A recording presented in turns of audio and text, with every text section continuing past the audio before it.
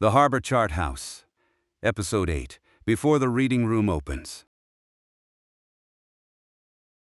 The paper gave a slight, dry sigh as Nora Venn lifted the board from the atlas. It was not the sound of anything coming loose. It was only the small release that came after a broad, even weight had rested overnight on cloth, board, thread, and folded paper. Nora raised the pressing board with both hands, slowly enough that the faint resistance disappeared by degrees.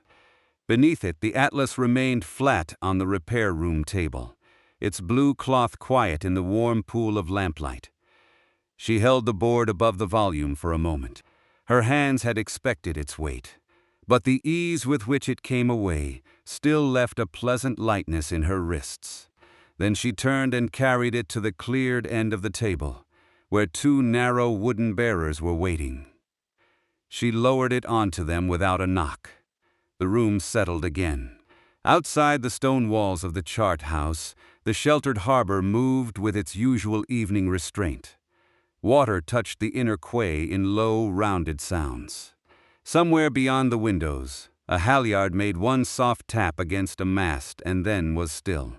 The last of the daylight had thinned to a pearl-gray band, enough to show the shapes of the courtyard roofs, but not enough to cast a distinct shadow across the floor. Nora flexed her fingers once.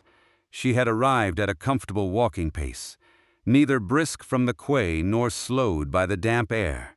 Her shoulders were warm beneath her coat. Her breath had already become as quiet as the room. After setting down her bag, she had taken only the time needed to hang her coat, wash and dry her hands, and turn on the repair table lamp. The board had been the first thing she touched. Now the atlas lay uncovered. Its binding was complete. The blue cloth over the boards had settled smoothly, with the soft woven dullness that cloth acquired, when it was no longer merely a material on a workbench, but part of a finished volume. The spine kept its rounded shape. At the foredge, the gathered leaves rested in an even block, interrupted only by the slim guards that allowed the maps to open without strain. Nora did not open it yet. That belonged to the first inspection, and the first inspection would be easier after the room was arranged for it. For now she looked along the edges, letting her eyes travel without touching. The atlas had spent the night under a board and carefully distributed weight. Nothing bowed upward. Nothing pressed beyond the square of the binding. The cloth caught a narrow line of light near one corner, then lost it when Nora shifted half a step. On the table beside the atlas lay the few things she had left ready. 2 clean blotters, a strip of smooth release paper, her bone folder, and a folded square of undyed cotton. They formed a short row rather than a full workstation. No paste stood in a dish. No repair tissue waited under glass. No loose section needed sewing. The making was over. Tonight's ordinary task was preparation. Before the reading room opened in the morning, the atlas needed to be taken from the repair room, checked in its cradle, and placed where a reader could use it without forcing the binding or leaning into window glare. A handling folder had to be set nearby. The table, chair, pencils, and blinds had to be left in their proper positions. At the end, Nora would leave Jonas a short handover note. It was a modest list, and every part of it belonged to rooms she knew. Still, there was no reason to hurry. The atlas had waited under weight through the day. The morning readers were many hours away. The chart house held the evening around Nora as steadily as it had held rain, fog, wind, and clear weather on other nights. She placed one hand near the lower board without lifting it. The cloth felt cool beneath the side of her little finger. With the other hand, she moved the bone folder farther from the atlas so there would be no chance of brushing it while she turned the volume. The folder was pale from years of use, with a softened point and a faint polish along one edge. It had come from her former workshop and had shaped hinges, folds, guards, and repairs long before she brought it to the harbor.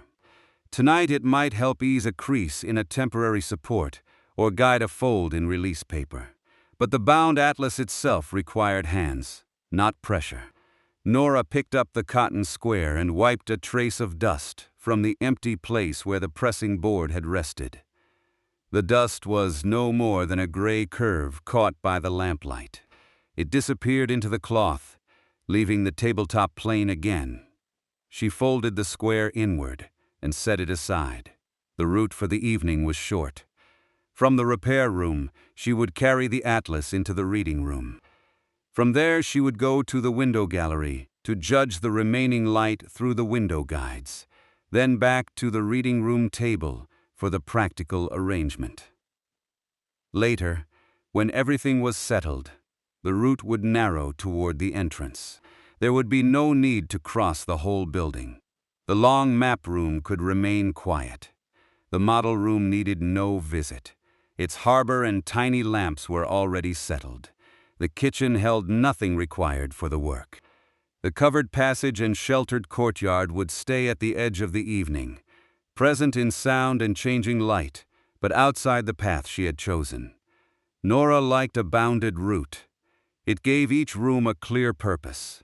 The repair room was for lifting the atlas from its overnight rest.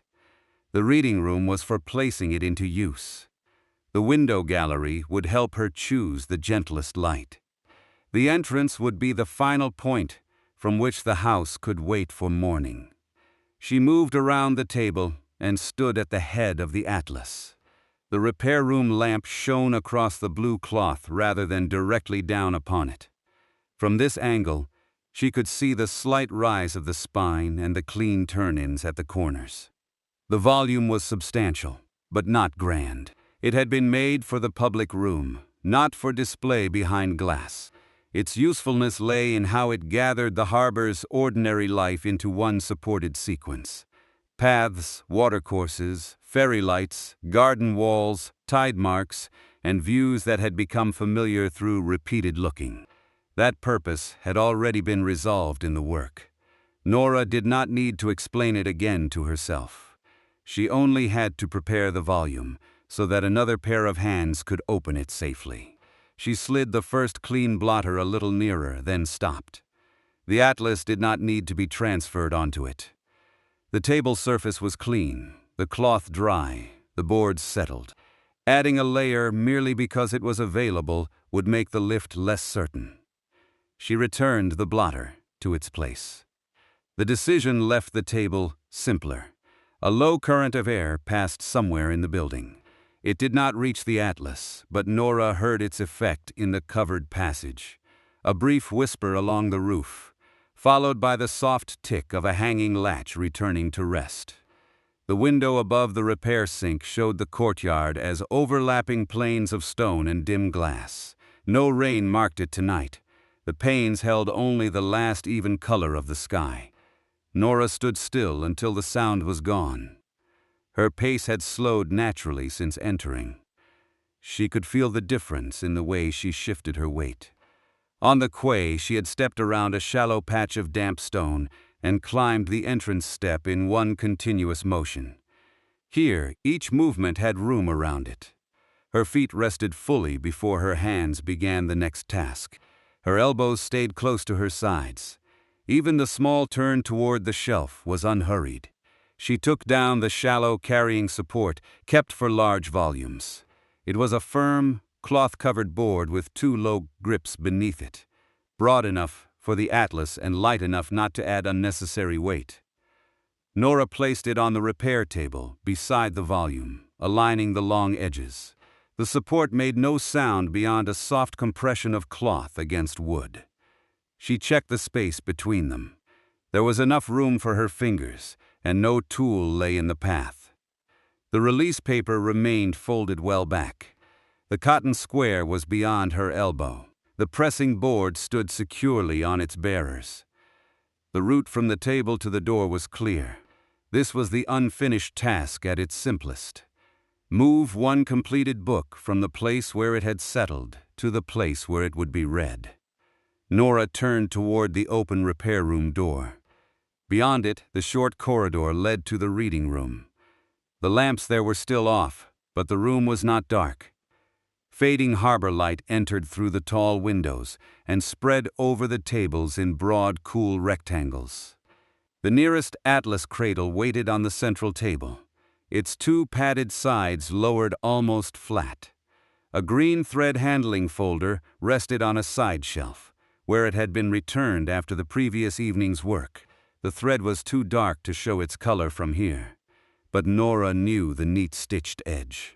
The folders had been repaired for use, not ornament, and the green thread made them easy to distinguish among the pale archival boards. She would bring one to the table after the atlas was safely placed. For the moment she crossed the small distance to the doorway without carrying anything. Her steps were quiet on the boards. At the threshold she paused, not to read the room label, but to look at the floor and the turn into the reading room. The way was unobstructed. She went as far as the central table and put her fingertips against one padded side of the cradle. The surface was smooth. She adjusted the two halves a little farther apart, making only an approximate space. The exact angle would depend on how the guards opened, and that could not be judged until the atlas was there. The cradle's movement produced a low fabric sound, like a sleeve drawn across a cushion. Nora left it open and looked toward the windows. The remaining daylight lay more strongly across the table nearest the gallery than across the central one. By morning, that balance would change. The window guides in the gallery recorded the familiar movement of light through the public rooms, and she would use them before deciding where the atlas should remain. She did not guess now. She simply noted the gray sheen on the tabletop and the faint reflection of the upper panes. The reading room had been left orderly. Chairs stood beneath the tables, neither pushed tightly in nor angled into the passage. The pencil tray was near Jonas's desk. The empty space reserved for the atlas remained clear. There was nothing to correct before the volume arrived. Nora returned to the repair room. The atlas looked unchanged beneath the lamp. Of course it was unchanged. Yet the uncovered cloth now seemed more fully part of the room, as if lifting the pressing board had allowed the color to enter the evening. Its blue was deeper than the window light and softer than the blue pencil Jonas used for his practical notes. No note waited beside it tonight. None was needed for the first lift. Nora placed both hands near the fore edge and raised the upper board only the width of a finger. There was no tack, no pull, no sense of a leaf following when it should remain below. She lowered it again. That was enough for now. She moved to the side of the table, drew the carrying support close, and positioned her hands for the transfer. One palm would steady the lower board while the other supported the spine. She rehearsed the movement once without lifting, inward, across, and down. The distance was less than the length of her forearm. The harbor water touched the quay again. A pale reflection shifted on the repair room window and faded. Nora waded through one easy breath, then another. Her hands were warm and dry. Her stance was balanced. The path ahead held only the doorway, the short corridor, and the waiting cradle in the reading room. She bent her knees slightly and gathered the atlas into both hands. The blue cloth volume rose from the table as one settled piece. Its weight came evenly against her palms. Nora moved it across the narrow space and lowered it onto the carrying support, where it rested flat and secure. She straightened, keeping one hand lightly beside the spine. The pressing stage was behind it. The first inspection waited in the next room. Between those two states lay only a careful, familiar walk, and Nora stood ready to begin it. Nora slid her fingers beneath the two low grips of the carrying support and lifted. The atlas rose with it, level between her hands. Its weight was broad rather than difficult, spread across the cloth-covered board, and held close to her body. She waited until her arms had accepted it, then turned toward the open door. The repair room lamp remained behind her. Ahead, the corridor held a cooler shade of evening, and beyond that the reading room opened in long gray shapes. Nora crossed the threshold without touching either side. Her steps were short enough to keep the support steady, and the atlas did not shift. At the central table, she lowered the carrying support into the clear space beside the waiting cradle. The cloth beneath it met the tabletop with a softened sound. Nora kept her hands on the grips for another moment, allowing the weight to settle before she let go. The blue cloth boards remained square upon the support. Along the foredge, the gathered leaves formed the same calm, even block she had seen in the repair room. She drew the cradle closer. Its two padded sides could rise independently, meeting beneath a book at whatever angle its opening required. Nora loosened the small wooden stops, raised each side by a modest amount, and tightened them again. The cradle now formed a shallow valley, wide enough to receive the atlas without asking its spine to flatten. This was only a first setting. The guards would determine the final one. Nora moved to the far side of the table and placed both hands around the volume. She supported the lower board and spine, lifted the atlas from its carrying support, and lowered it into the cradle. The padded sides received it evenly. A narrow gap remained beneath the rounded spine, leaving it free rather than pressed against the central join. She checked that gap by sight. It was enough. The atlas sat with its foredge toward her, and its spine aligned along the cradle's center.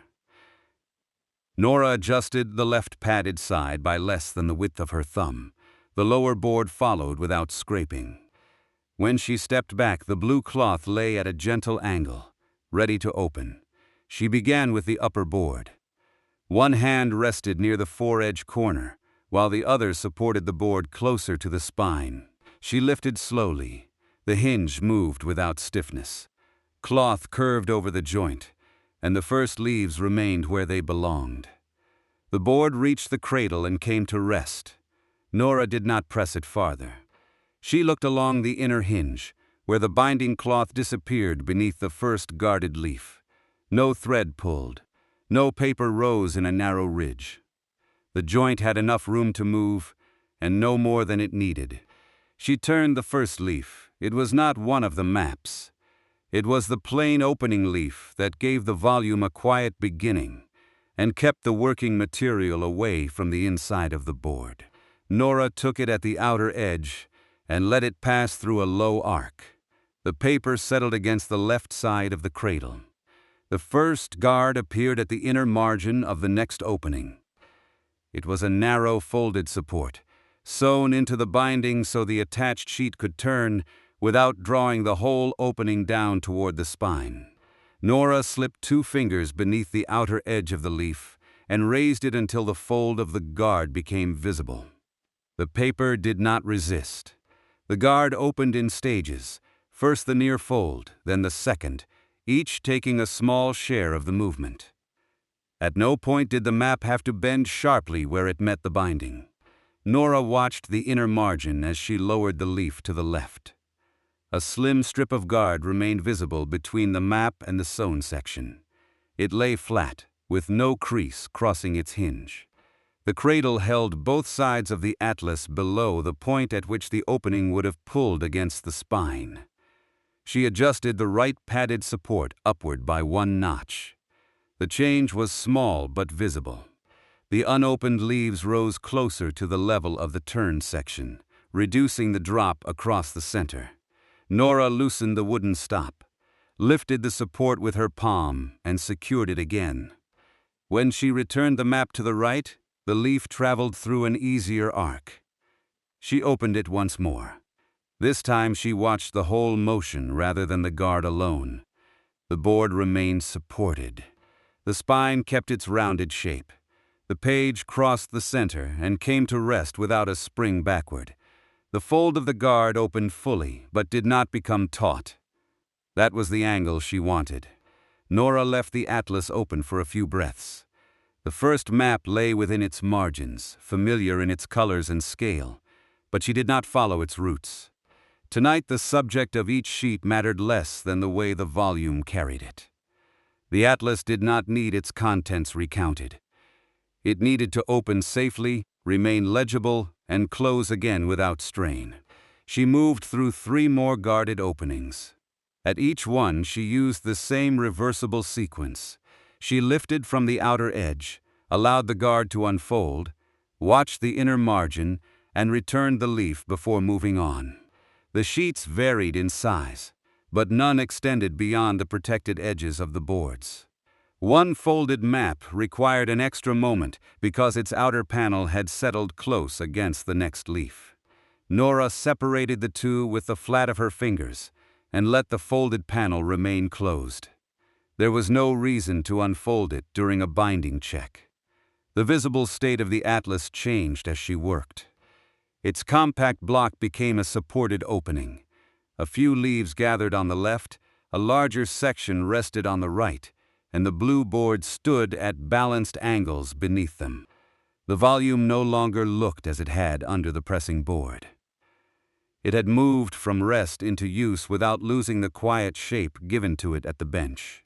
Nora returned to the first guarded opening and then closed the atlas in reverse. The map crossed back to the right. The guard folded neatly into its allotted space. The plain opening leaf followed. Last came the upper board, guided down by both hands until blue cloth met the text block with barely a sound. Nothing had caught beneath it. She ran her gaze along the foredge. It was even again. The cradle could stay at its present angle. When the atlas was reopened for a reader, the 2 supports would meet the boards before the opening could pull at the spine. Nora turned each wooden stop once more to make certain it held, using only finger pressure. Then she went to the side shelf for the handling folder. The folder was pale archival board, broad enough to carry a loose reference sheet, or to provide a clean resting place beside the atlas. Along its fold, dark green thread made a line of compact stitches. Anika's work was precise without being showy. The thread lay close to the board, and its ends had been finished so neatly that Nora could find them only by turning the folder toward the light. She carried it to the central table. At first she placed it to the right of the cradle, where there was a generous clear space. She opened it flat, keeping its stitched fold away from the atlas. The green thread formed a narrow, dark line between the 2 pale panels. Nora tested the arrangement by standing where a reader would stand before sitting down. The folder was easy to reach, but opening it fully brought its left edge closer to the atlas than she preferred. A reader might rest a hand there or allow a sheet to overlap the blue board. Nothing harmful had happened, and the placement could be changed without consequence. She closed the folder and moved it to the left side of the cradle. There it opened toward the empty portion of the table. The stitched edge remained visible, the panels lay flat, and the atlas had clear space at its foredge. Nora aligned the lower edges of folder and cradle, then shifted the folder back by 2 fingers' width so it would not seem like part of the book support. The table now held 3 distinct working areas: atlas in the center, handling folder to the left, and open space to the right for pencils or a reader's notes. The carrying support was no longer needed. Nora lifted it from the table and returned it to the repair room, following the short corridor with empty hands. She placed it on its shelf beneath the clean blotters. The atlas-shaped space on the repair table remained clear under the lamp. The pressing board still rested on its wooden bearers. Nora did not rearrange either one. They had served their purpose, and the root of the evening had already moved on. She took the folded square of undyed cotton with her when she returned to the reading room. At the central table, she used it to lift one faint line of dust from the cradle's outer wooden stop. The dust disappeared with a single pass. She folded the used surface inward and set the cotton square near the edge of the table for later removal.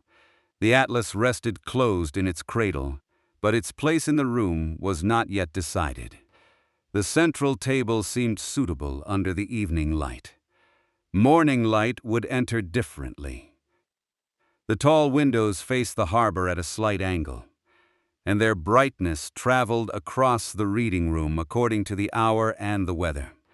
The window guides in the gallery had been made for this ordinary choice: where to place sensitive material so it could be read without a band of glare crossing the surface. Nora looked from the atlas toward the windows. The panes were now deeper gray than before. Their reflection lay across the polished floor rather than the tabletop, a cool shape divided by the window frames. By morning, a brighter strip would reach farther into the room. She left the atlas closed and walked to the window gallery. The gallery joined the reading room along its harbor side. It was narrow enough that the windows set its pace. Tall panes alternated with shallow wall spaces, and beneath several of them stood angled guides in simple wooden frames. Each guide showed the familiar fall of daylight through that window at different hours, using pale bands and fine marks rather than long explanations. Nora stopped at the guide corresponding to the reading room windows. She did not touch the glass over it. From a comfortable distance, she followed the marked bands for early morning. The table nearest the gallery would receive a broad wash of light first. The central table would remain outside the strongest reflection, until later, provided the atlas sat toward its inner half, and the nearest blind was lowered to its first marked position. Nora glanced through the opening into the reading room. From here, the central table appeared lengthwise. The atlas was a low blue shape at its middle, with a pale handling folder beside it. The position was nearly right, but the cradle sat a little too close to the harbor-facing edge. A reader seated there might see the upper panes reflected on the map surface even when no direct light crossed it. She returned to the table. Before moving anything, she reopened the atlas to the first guarded map. The page lay at the angle already tested. Nora stood where the chair would be and looked across the paper. A dim reflection from the window rested near the upper margin. It did not obscure the map in the evening, but the guide suggested that morning would strengthen it. She closed the atlas again. With both hands on the base of the cradle, she drew it toward the inner side of the table. The movement was slow and straight. The cradle shifted by the breadth of her palm, leaving a wider strip of tabletop between the atlas and the windows. She moved the green thread folder with it, preserving the space between them. Then she opened the atlas once more. The same guarded leaf turned smoothly. This time, the window reflection fell beyond the map, onto the empty tabletop. The surface of the paper held only the warm reading room lamp and the quiet tones of the printed lines. Nora lowered the nearest blind to the first marked position. The fabric descended in an even sheet, muting the upper panes while leaving the lower harbor view unchanged. The room did not darken so much as soften. Gray light remained along the floor and at the edges of the tables, but the bright rectangular reflection disappeared from the polished wood. She returned to the reader's side of the atlas and looked again. The map could be seen without leaning.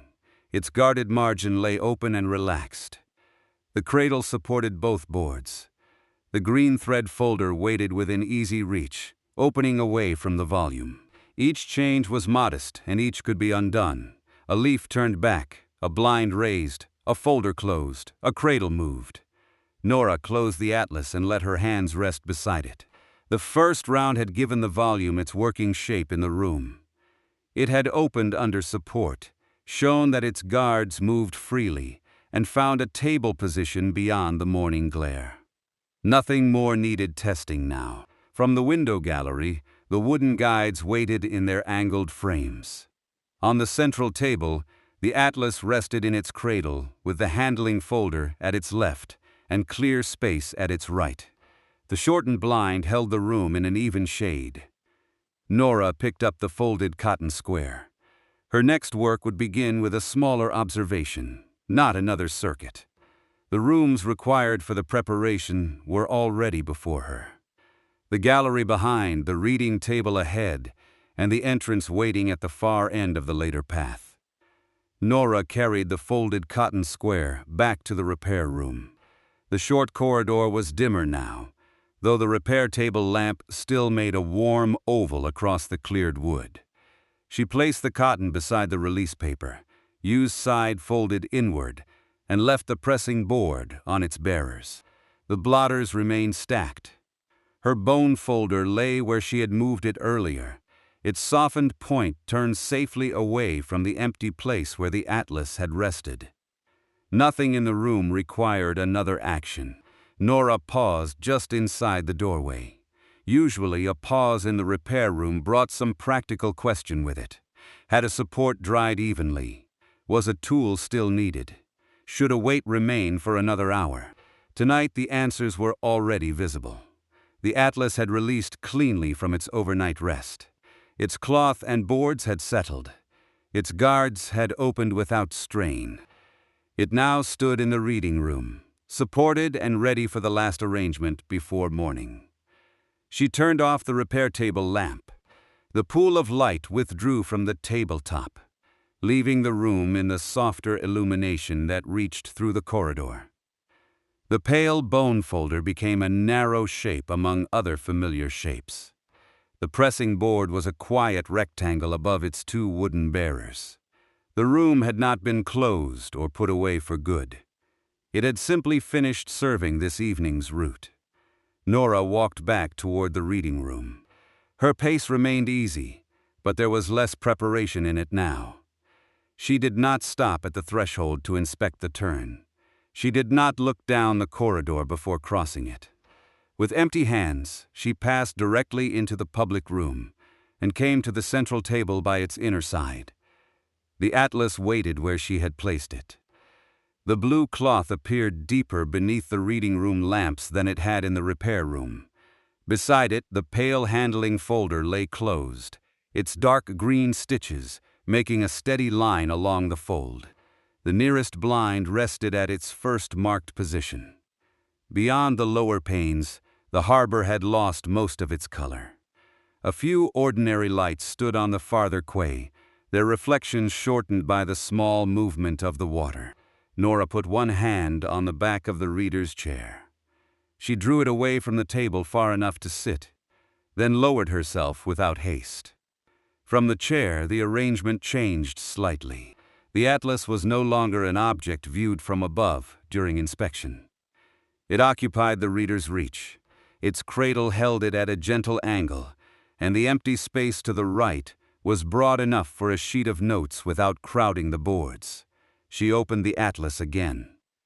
The upper board rose into the support. The plain leaf turned. The first guarded map followed, crossing the center in the same low arc she had watched before. The guard unfolded neatly at the inner margin and came to rest without tension. Nora let the opening remain still. No band of window light lay across the map.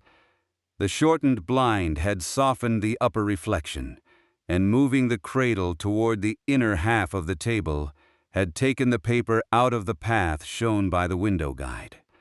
From the chair, she could read the map without bending close or shifting sideways. She did not begin following the printed route. Instead, she looked at the edges of the arrangement. The supported board to her left, the leaves resting on the right, the slim guard between the map and the binding, the handling folder within reach, but clear of the foredge. These were the useful conditions she had meant to establish. Each could be understood at a glance. Nora placed her hands lightly in her lap. The room was very quiet. Water moved beyond the stone quay. The lowered blind gave a faint, almost fabric-soft sound when a current of air reached the window, though it did not sway enough to alter the light. Somewhere in the building, timber settled with one muted click. Her eyes moved toward the gallery. The angled window guides stood beneath the tall panes, their pale bands barely visible from the chair. She had used the correct guide without searching among them. She had lowered the correct blind to its first mark. She had chosen the central table, opened the cradle, brought the green thread folder from its side shelf. and returned the carrying support to the repair room. The sequence came back to her not as a list of instructions, but as the shape of the route she had just walked. Repair room, short corridor, central table, window gallery. Back to the atlas. Nora looked toward the reading room doorway. A small label stood beside it, as labels stood beside the other public rooms. In her first evenings at the chart house, she had read each one, even when she already suspected where a doorway led. The labels had helped her connect the rooms to Jonas' notes, and the notes to the work waiting inside. They had made the building legible one threshold at a time. Tonight she could not remember reading a single label. The thought arrived gently, without surprise. She had not avoided them. She had simply no longer needed them. Nora returned her attention to the open atlas. Near the top of the cradle, one wooden stop showed the small turn of its grain. She remembered tightening it after raising the padded support. She had done so by feel, with the same modest finger pressure she would use on any well-kept cradle. No instruction had been required. Jonas's earlier blue pencil notes were not on the table. For several previous shifts, one of those notes had usually waited near the evening's materials. His handwriting was compact and practical. A short arrow might point toward a folder shelf. A few words might identify which blind reduced reflection at a certain hour, or which route through the rooms kept a large sheet level. The blue pencil could be read easily and erased cleanly when its purpose had passed. Nora had followed those notes carefully. She could picture their color against pale paper, but she could not remember looking for one tonight. There had been no need to consult an earlier instruction before lifting the pressing board. No need to check which carrying support belonged to a large volume. No need to confirm where the atlas cradle was kept or which gallery guide corresponded to the reading room windows. She had prepared the volume and its place from the knowledge gathered through the work itself. The discovery was ordinary enough that Nora smiled only slightly. It was not that the chart house had become small. The long map room still extended beyond tonight's route. The model room still held its patient harbor, with the tiny lamps settled along the familiar evening passage. The print cupboard, kitchen, covered passage, and courtyard remained where they had always been. Their existence did not have to be proved by visiting them. What had changed was simpler. Nora knew which parts of the house this task required, and she knew how to move among them without translating every doorway into a label first. She lifted her gaze toward the central lamp. Its shade directed light down over the working surface, leaving the upper room calm. Jonas had not marked that lamp for her. She had chosen it because the atlas could be seen clearly, without a hard reflection on the guarded sheet. Her fingers rested against the edge of the table. The wood bore no written sequence. Still, her route had been efficient. She had cleared the lift before carrying the volume. She had adjusted the cradle before testing the guards. She had placed the folder only after the atlas had found support. She had consulted the window guide before making the final table shift. Each action had led naturally to the next. Nora leaned forward and watched the open guard. The narrow folded support made the atlas's use possible without asking the binding to flatten. It had its own small sequence.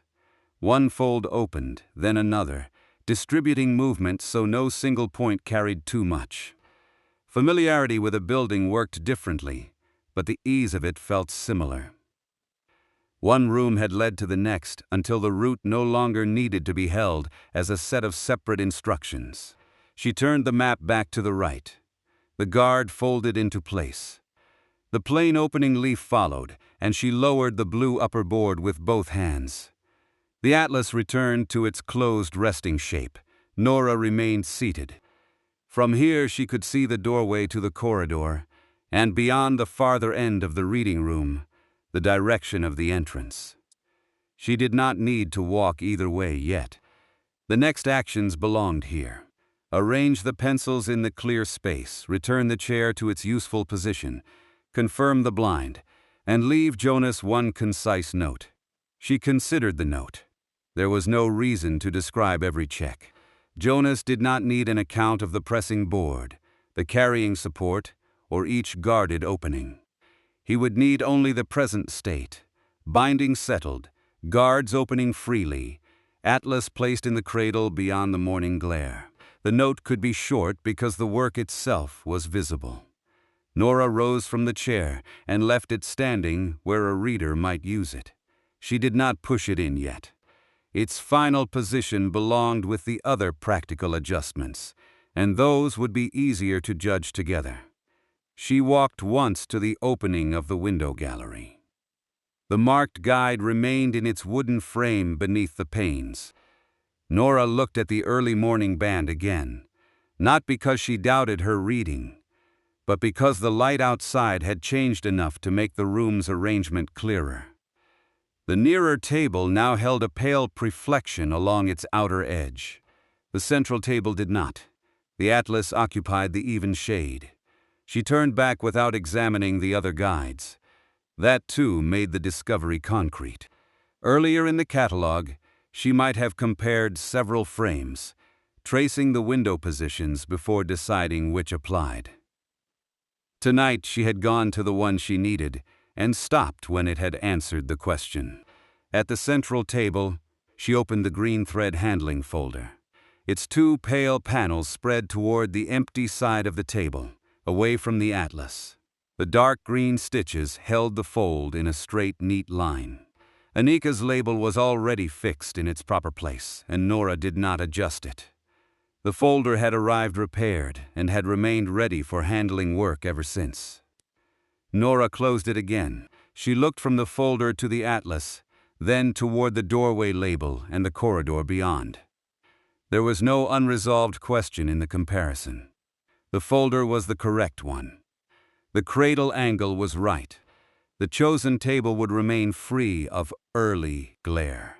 The rooms had offered what the task needed, and she had found each thing without prompting. Her familiarity was not an announcement the house made. It showed in what she had not done. She had not wandered into the long map room while seeking the cradle. She had not carried the atlas toward the gallery before choosing its table. She had not opened cupboards to find a handling folder that waited on a known shelf. She had not unfolded the unnecessary panel in the map merely to satisfy herself that it was there. She had not made a full circuit of rooms whose settled state had no bearing on tonight's work. The route had stayed bounded because Nora understood it. She drew the chair a fraction to the left, testing the clear line between its back and the neighboring table. The movement was provisional, easy to reverse. When she let go, the chair stood squarely before the atlas, though still far enough out to show that the table arrangement had not yet received its final touch. The remaining preparations were modest. The pencil tray waited near Jonas's desk. The blind needed only a final glance at its marked position. The chair could be returned after Nora viewed the whole setting from the entrance side of the room. A handover slip and blue pencil were kept where she now knew they would be. She did not reach for them yet. For another moment she stood beside the blue cloth atlas and allowed the small discovery to settle into its proper size. It required no celebration and no longer explanation. The chart house had become familiar through repeated useful work. Tonight, that familiarity had carried her from the lifted pressing board to the supported reading room volume without a room label or an earlier blue pencil instruction. Outside, one fairy light moved slowly across the lower panes. Its reflection passed along the harbor water and did not reach the atlas. The tiny lamps in the model room remained settled in their ordinary route, needing no visit and no adjustment. The green thread folder lay ready beside the cradle. The bound volume held the harbor's familiar paths, lights, walls, channels, marks, and views, without asking to be opened again just yet. Nora turned toward Jonas's desk. She knew where the pencil tray stood, where the handover slips were kept, and how little remained to say. With the discovery understood, she could make the final adjustments calmly, leaving each visible object in the position morning use required. Nora crossed to Jonas's desk without looking toward the label beside the doorway. The desk stood at the quieter end of the reading room, beyond the central tables, but still within sight of the atlas. Its surface held the pencil tray, a shallow stack of handover slips, and the small wooden block used to keep loose notes from shifting when the windows were open. Nothing had been set out especially for her. These were the ordinary materials of the room, resting where they were used. She lifted the pencil tray with both hands. 3 pencils lay in its narrow groove. They were plain graphite pencils intended for readers' notes, each sharpened to a serviceable point without being needle-fine. Nora tilted the tray just enough to see beneath them. No fragments of graphite or curls of wood remained in the bottom. She carried the tray to the central table. The atlas rested closed in its cradle. Its blue cloth absorbed the warm lamplight, while the pale handling folder beside it reflected a little more. To the right of the cradle, the clear working space waited exactly as Nora had left it. She set the tray there. At first she placed it parallel to the foredge of the atlas.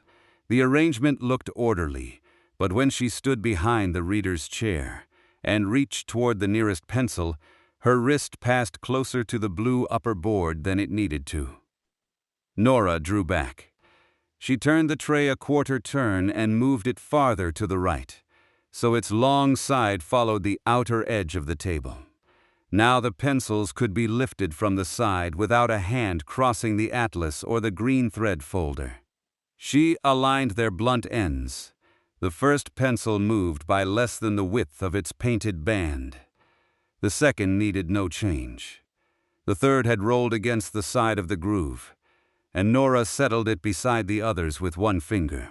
Their points faced away from the reader's sleeve and toward the empty end of the tray. The change was small, but the table became easier to understand. The atlas occupied the supported center. The folder opened safely to the left. The pencils weighted to the right.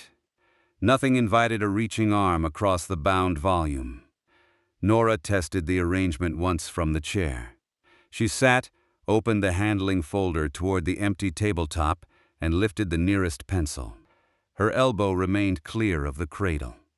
The pencil came away without disturbing the other 2. She placed it back in the same groove and closed the folder. There was no need for a sign explaining the sequence.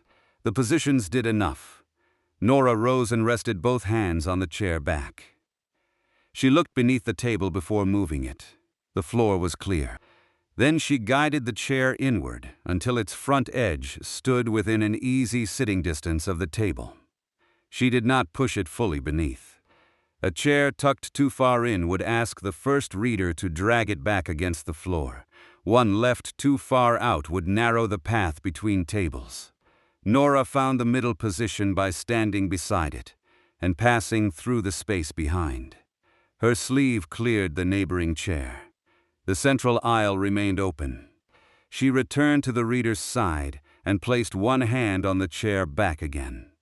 The chair faced the atlas squarely, but the cradle sat slightly left of its center because of the handling folder. Nora shifted the chair a little to the right. From there, a seated reader would face the opening of the atlas rather than the fold of the folder, while both remained within comfortable reach. She sat once more. The adjustment brought the center of the cradle directly before her. She could place her forearms on the table without touching the blue boards. The pencil tray lay beyond her right hand. The folder's green-threaded fold remained visible to the left. Nora stood and left the chair there. The nearest blind was next. She walked to the harbor-facing side of the room, where its pull rested against the window frame. The blind had already been lowered to the first marked position. Nora placed 2 fingers against the wooden lower rail and watched its relation to the small mark beside the frame. It was level on one side and fractionally high on the other. The difference was slight enough that it had not altered the evening light. Yet morning brightness would make the uneven edge more noticeable. Nora released the cord by the smallest amount. The rail descended on the high side, paused, and settled straight across the pane. The upper glass remained covered. The lower harbor view stayed open. Beyond it, the inner quay had become a sequence of softened lights and dark stone.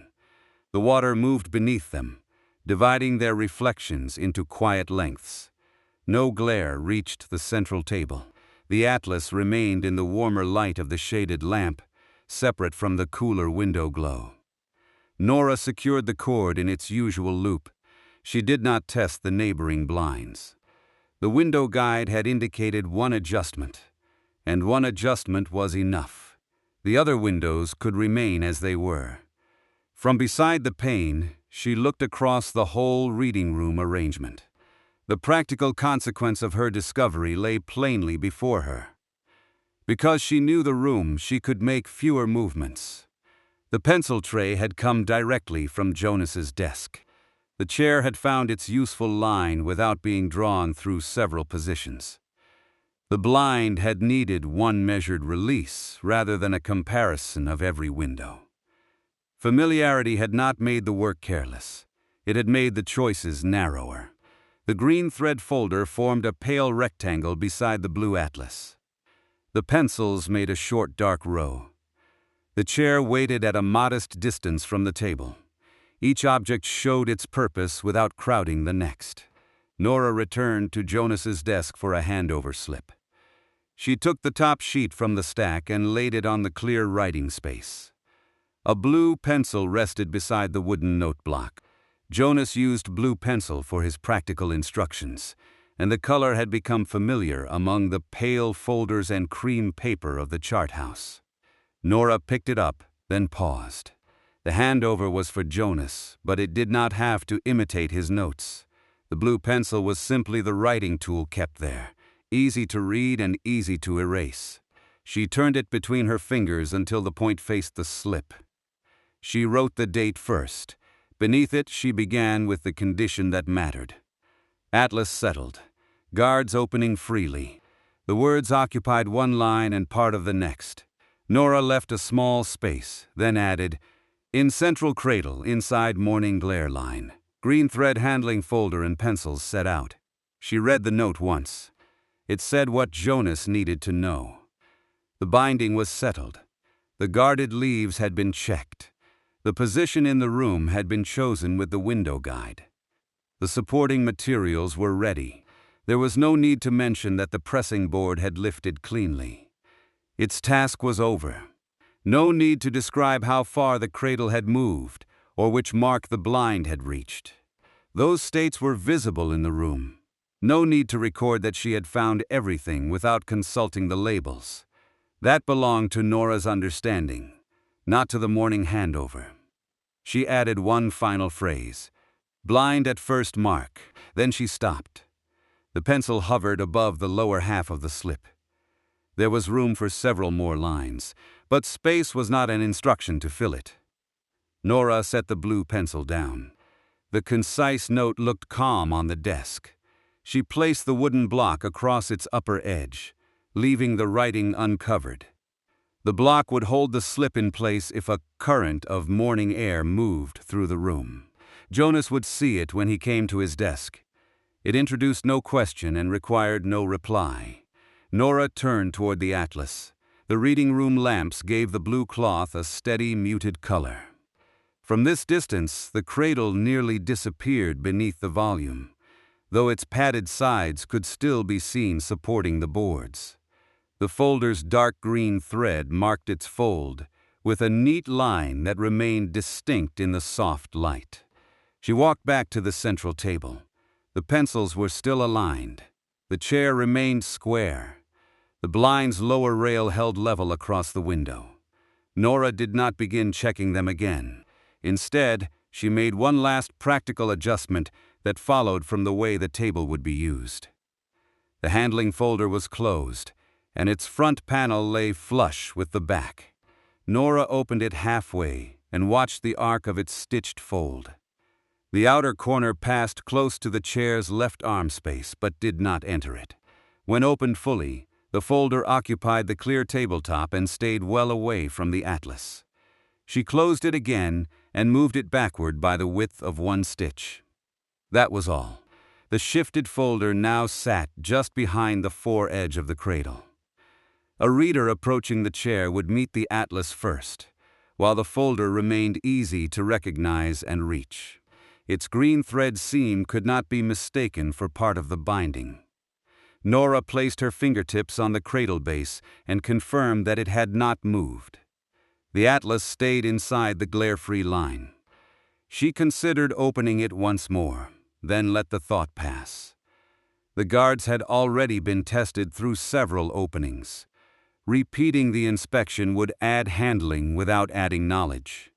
The closed volume showed an even foredge, a settled spine, and boards resting correctly against the cradle. Useful preparation sometimes ended by leaving a thing alone. Nora stepped back. Her route through the work could now be seen in the room's changed state. The atlas no longer rested beneath weight in the repair room. It stood supported in the public room. The handling folder had moved from its shelf to the safe side of the cradle. The pencil tray had moved from Jonas's desk to the reader's right hand. The chair faced the volume without narrowing the aisle.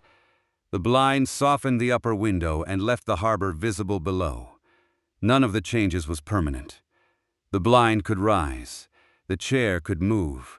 The pencils could return to their tray. The folder could close and go back to the shelf.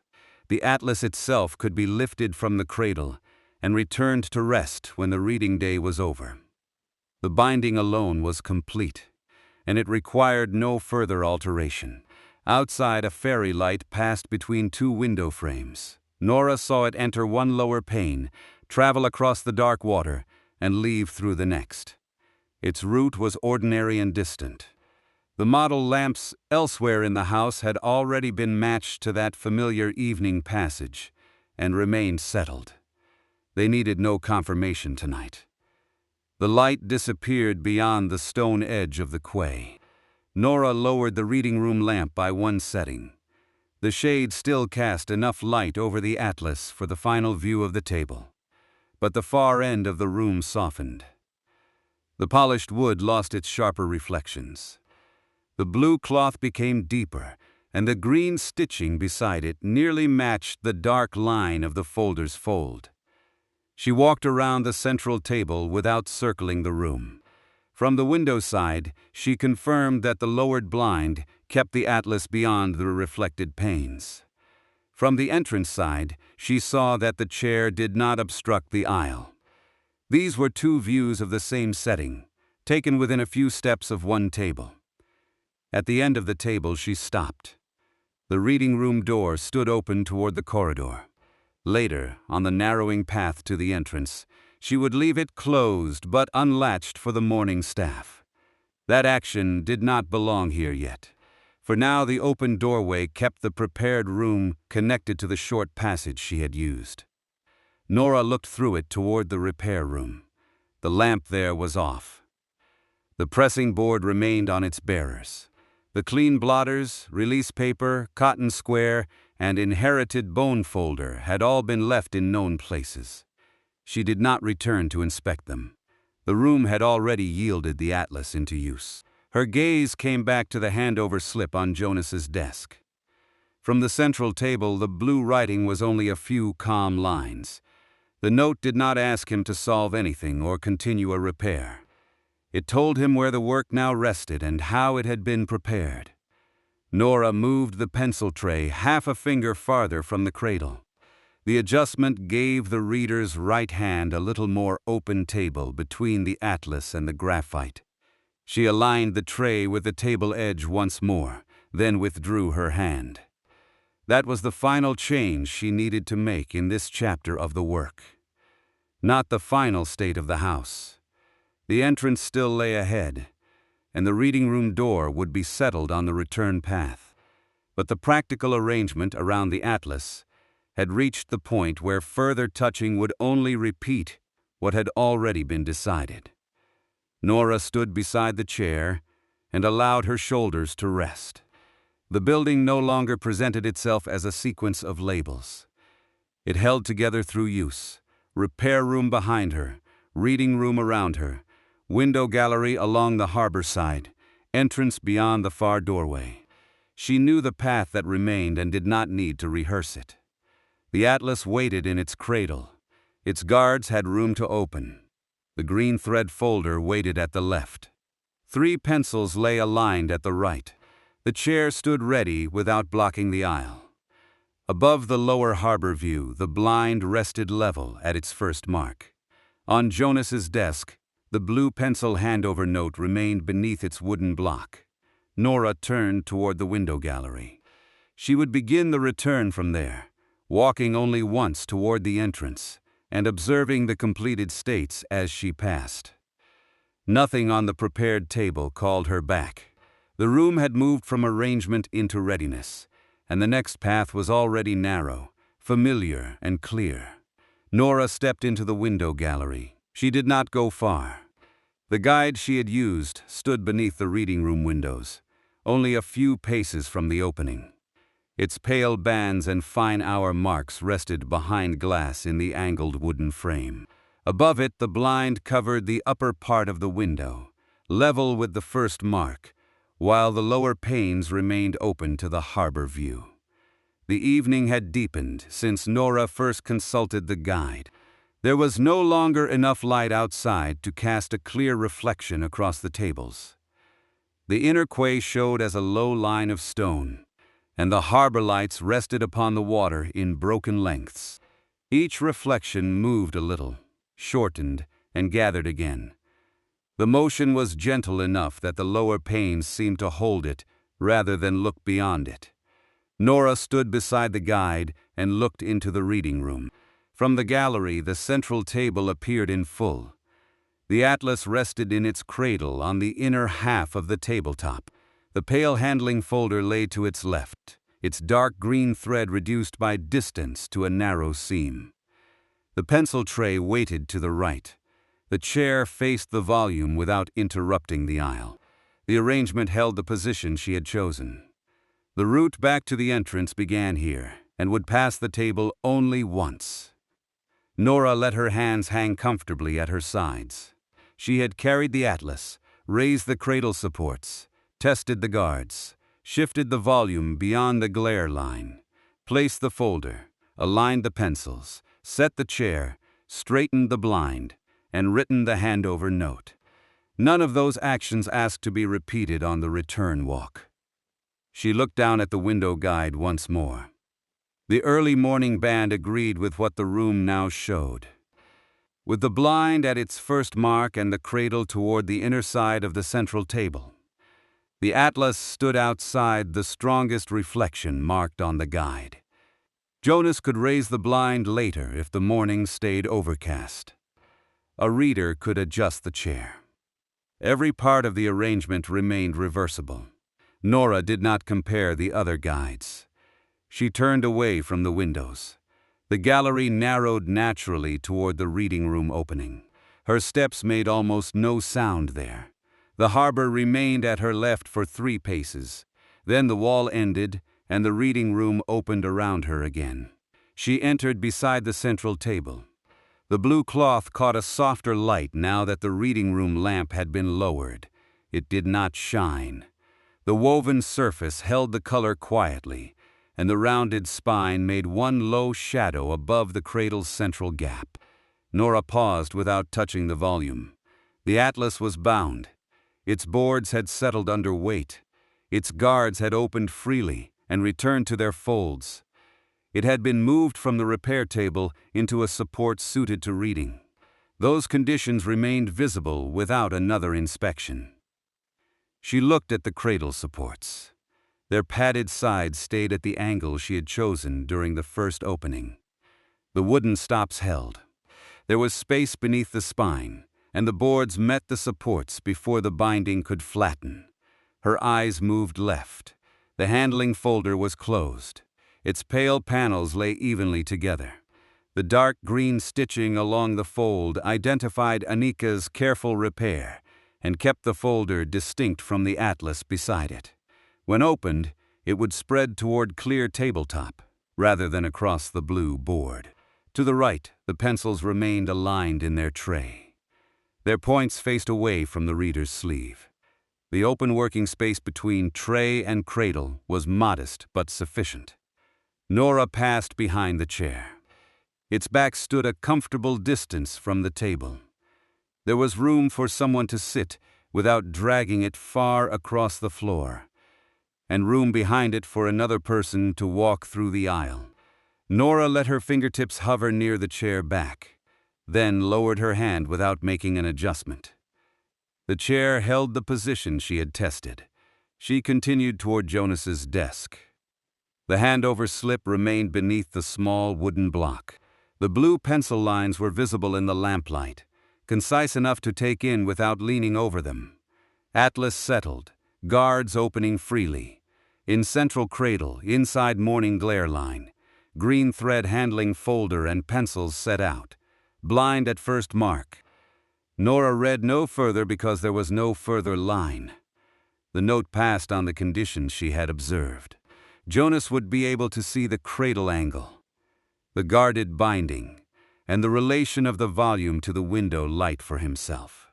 The note did not ask him to continue a repair, nor did it attempt to speak for the morning before it arrived.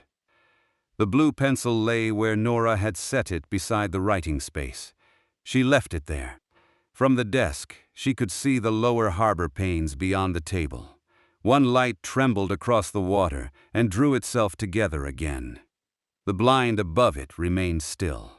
The guide had supplied the useful position for this evening, and the gallery now belonged behind her on the route. Nora moved toward the far side of the reading room. She did not circle the tables. The direct aisle led from Jonas's desk to the doorway, passing the central table at a comfortable distance. As she walked, the atlas changed only in perspective. First its spine was nearest, then its foredge came into view. Then the pale folder and pencil tray aligned briefly on either side. The objects stayed as she had left them. At the threshold, Nora stopped and looked back once. The room did not look staged. The chair was not pressed tightly beneath the table. The pencils were not arranged as decoration. The handling folder was not opened merely to show its stitching. The atlas remained closed because no reader was present to consult it. The light was sufficient for the quiet interval before handover. The path around the table was clear. The volume was supported. The note was written. The arrangement could rest without being demonstrated. Nora placed one hand on the reading room door. The door had remained open throughout the evening's work, joining the public room to the corridor, and allowing her to carry the atlas through without interruption. Now the carrying support had been returned to its shelf. The repair room lamp was off, and her path no longer led back through the doorway. She drew the door toward her. It moved steadily on its hinges. The narrowing opening held the central table for several seconds. First the whole arrangement, then the atlas and folder, then only the blue upper board beneath the lamp. Nora slowed the movement before the door met the frame. The latch reached its plate without catching. She kept the handle turned, brought the door fully closed, and then released the handle so gently that the mechanism remained outside the catch. Closed but unlatched. Morning staff could enter with a light push. For the remaining night, the door could rest against its frame without securing the reading room against ordinary use. Nora tested the state with 2 fingers near the edge. The door yielded the smallest amount and returned against the frame.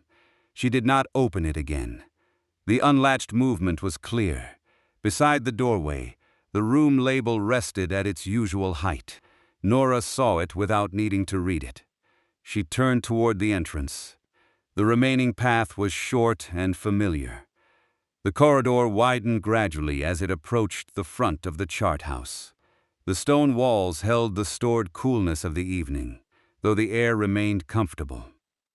Behind Nora, the closed reading room door softened the already quiet lamp, and left only a thin line of warm light beneath it.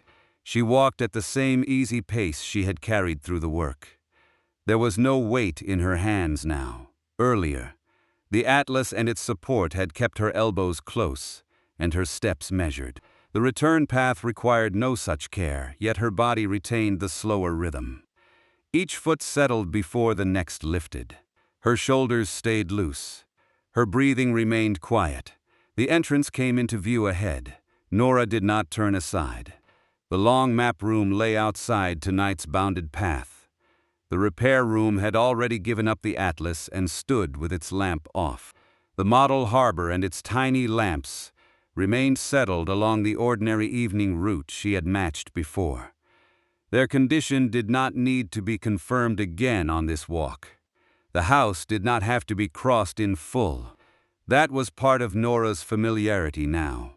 She knew which rooms the evening's preparation had used, and she knew which established states could remain beyond sight. The atlas had left the repair table. The reading room had received it.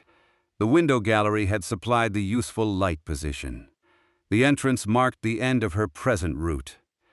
She reached the wider space near the front door and stopped. From here, she could no longer see the atlas itself. She could see the reading room door at the end of the corridor, resting closed against its frame. The line of light beneath it remained even. Nothing shifted behind it. Nora listened. The harbor touched the quay in low, rounded sounds. The stone building held those sounds at a distance, allowing them to enter without filling the corridor. A current of air moved along the covered passage and faded before it reached the entrance. No latch lifted, no blind stirred. No footsteps approached. Morning was still hours away. There was time for every adjusted thing to remain where it had settled. The chair could stand untouched. The pencils could rest in their groove. The blind could hold its level line. The atlas could stay closed in its cradle while the night continued outside the lower panes. Nora looked once at the reading room door.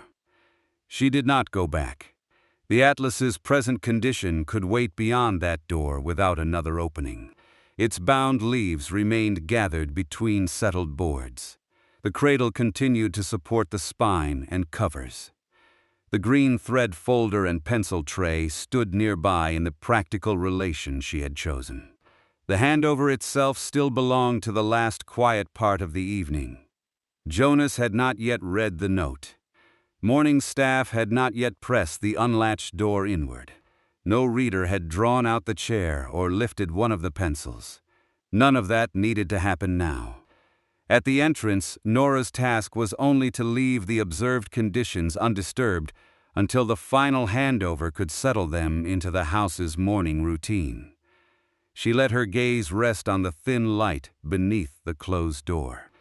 Beyond it, the blue cloth atlas remained in the cradle, supported at the angle she had tested.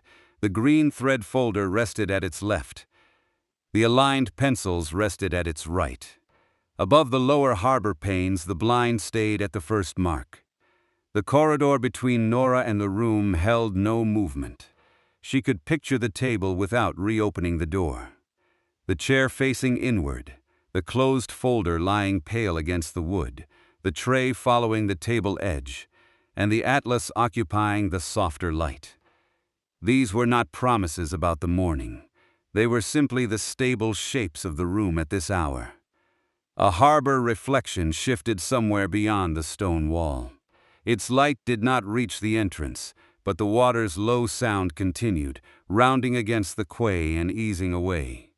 Nora's hands remained empty. The entrance held the end of her route.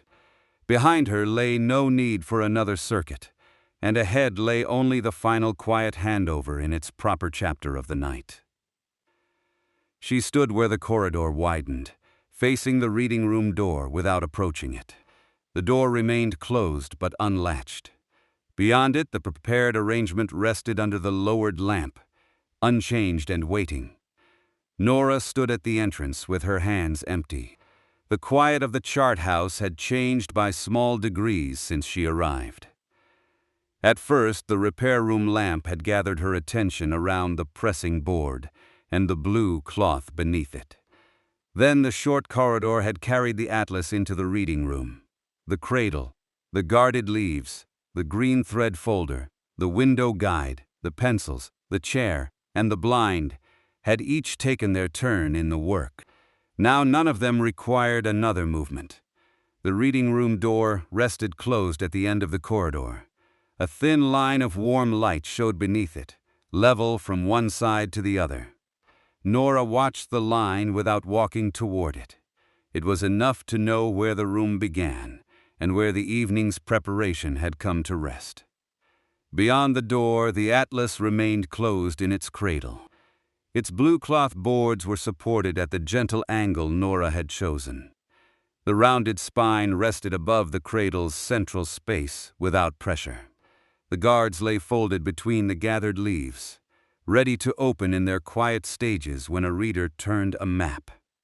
To the left, the handling folder waited with its dark green stitches along the fold. To the right, the 3 pencils lay aligned in their tray. Nothing there needed to be checked again. Nora let her shoulders lower. The movement was slight. Her coat still hung where she had left it, and her bag remained beneath it. She had not carried either through the rooms. They belonged to the entrance and to the final part of leaving. Just as the carrying support had belonged to the atlas's short journey, and the cradle belonged to its place in the reading room. She remained still for another moment. Outside, the harbor water touched the inner quay. The sound came through the stone building, softened at the edges. A low arrival, followed by a low withdrawal. It repeated without insistence.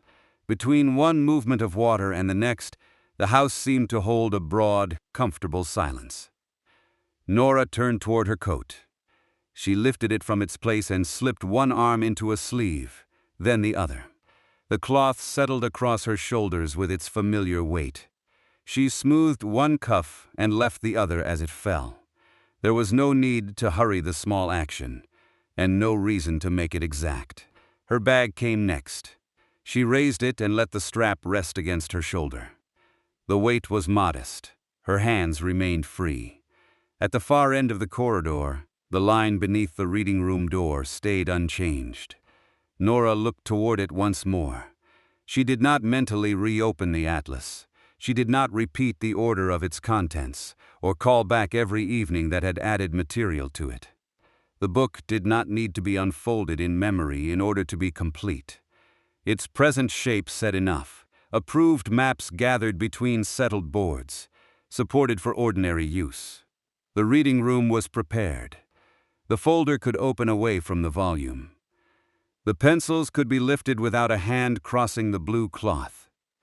The chair waited at a useful distance from the table. The blind held the upper window in even shade, while the lower panes remained open to the harbor view. On Jonas's desk, Nora's concise handover note lay beneath the wooden block. The blue pencil writing was brief. Atlas settled. Guards opening freely. Central cradle. Morning glare avoided. Folder and pencils ready. Blind at the first mark. The note passed on a condition, not a problem. Nora had left no repair half described and no decision waiting between its lines. Jonas would not need to interpret a hesitation. When he arrived in the morning, he would see the prepared table, read the few blue words Nora had written, and understand that the volume was ready for the public room. That was the handover. It did not require another conversation. It did not require anyone to arrive before Nora left. The room itself held the rest of the explanation in the positions of the familiar things. Nora adjusted the bag strap once. Then she allowed her hand to fall. The entrance was dimmer than the reading room, but not dark. The warmer light beneath the closed door reached only a short way along the floor. Nearer Nora, the stone and wood held softer shades, enough for the familiar step to the front door. She moved toward it at an easy pace. There was no need to look back over each threshold. The repair room remained beyond the corridor with its lamp off. The pressing board rested on its bearers. The clean blotters, release paper, folded cotton, and bone folder had been left in their known places. The bone folder's pale, worn edge would wait there until another reversible fold or support required it. It had come from Nora's former workshop and had served through the catalog without becoming a ceremony. It was a tool among tools, useful because her hand knew its shape. Tonight the bound atlas had required no pressure from it. Nora had understood that and moved it safely aside. The long map room remained outside the route. So did the kitchen, the print cupboard, the covered passage, the sheltered courtyard, and the model room. Their stillness did not need to be confirmed by a final circuit. The model harbor's tiny lamps had already settled into their familiar evening route. The chart house could hold completed states without asking Nora to stand before each one. She reached the front door and rested her hand against it. For a breath, she listened again to the harbor. Water met stone. A distant halyard gave one muted tap. The sound passed, leaving the sheltered quay quiet. No rain crossed the panes tonight, and no wind pressed against the building. The evening lay evenly around the chart house. Nora opened the door only as far as she needed. Cool harbor air entered in a narrow current. It touched the side of her face and the edge of her coat, then moved no farther than the entrance. She stepped across the threshold and turned back toward the door. From outside, the interior appeared smaller and warmer. The entrance held the end of the corridor. At its farthest visible point, the closed reading room door remained a plain, settled shape. The line of light beneath it was thinner from this angle, but it was still there. Nora drew the front door toward her. The opening narrowed gradually. Stone, floor, corridor, and the distant line of light disappeared in that order. She slowed the door before it met the frame and brought it closed without a knock. The harbor air surrounded her again. She kept one hand on the door for a moment, feeling only the stillness of its surface. Then she let go. Inside, the chart house remained ready. The front entrance no longer framed the corridor, but nothing within had changed because Nora could no longer see it. The reading room door stayed closed and unlatched for the morning staff. The lamp remained lowered to its softer setting. The blind rested level at the first mark.